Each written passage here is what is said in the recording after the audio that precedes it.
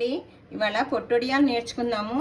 పొట్టుపప్పు నానబెట్టుకుని పొట్టంతా తీసుకున్నదండి. ఈ మినప్పప్పు గ్రైండర్లో వేసుకున్న పిండి, ఇంగువ, తగినంత సాల్ట్, జీలకర్ర, పచ్చిమిర్చి తొడాలు తీసుకుని మిక్సీ చేసుకున్నది. ఈ పొట్టు, పచ్చిమిర్చి పేస్టు, జీలకర్ర, తగినంత సాల్ట్ వేసుకుని మిక్సీ చేసుకోవాలండి. ఎక్కువ పేస్ట్లా చేయకూడదు. సరే, మిక్సీకి ముందు పొట్టు, ఇంగువ, ఉప్పు, పచ్చిమిర్చి మిక్సీకి వేసుకోవాలి. ఇప్పుడు మినప్పిండి వేసుకుందాం. ఒక చెంచా, ఎక్కువ వేసేయకండి. ఇప్పుడు మళ్ళీ గ్రైండ్ చేసుకోవాలి.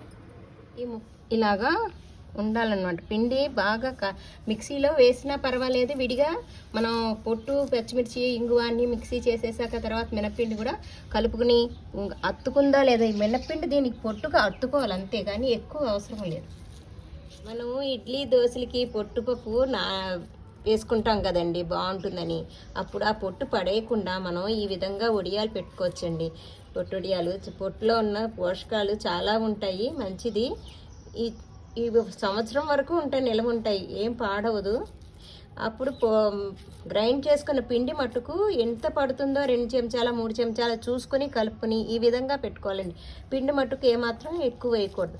మనకి ఇలా ఉండ చేసి కోవెళ్ళ అతుక్కోవడానికే మనకి పిండి బైండింగ్ కోసం అంతే. పొట్టొడియాలు ఎండిపోయినాక ఇలా సౌండ్ వస్తుంది, మనకు తెలుస్తుంది ఎండిపోయినట్టు.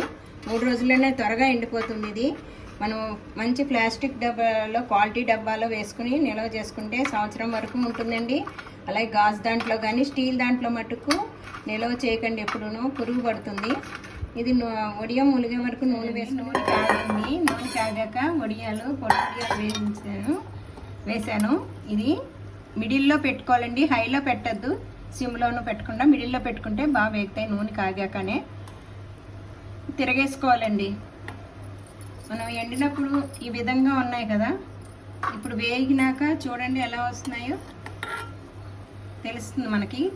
వేగినట్టు, మిరపకాయలు వేగినప్పుడు ఎట్లా ఉంటుంది అలా ఆ కలర్లోకి వస్తుంది, బ్రౌన్లోకి. అప్పుడు తీసేసుకోవటం అండి, తిరగేసి 2 వైపులా తిరిగేసి. ఎంతోసేపు వేడి అన్నంలో నెయ్యి వేసుకు తింటే చాలా బాగుంటుందండి. సైడ్ డిష్ కింద కూడా వాడుకోవచ్చు. మనం బాలింతలకు కూడా పెడతారండి ఈ వడియాలు. వేయించేసుకోకండి, నల్లగా అయిపోతే మాడిపోయినట్టు టేస్ట్ తెలుస్తుంది. ఈ విధంగా ఉంటే చాలు. మీరు ట్రై చేసి చూడండి. నేను కేజీ మినపప్పు, పొట్టు మినపప్పు నానబోస్తే 40 అయ్యే పొట్టుకి తీసినాక, మీరు 1/2 కేజీ పొట్టు మినపప్పు పోసుకొని ఆ పొట్టు తీసి ట్రై చేసి చూడండి. మీకు కూడా నచ్చితే కామెంట్ సెక్షన్లో తెలియచేయండి. మంచి ప్రోటీన్ దండి ఇది, చాలా బాగుంటుంది టేస్టీగాను. లైక్ చేయండి, షేర్ చేయండి. Thank you.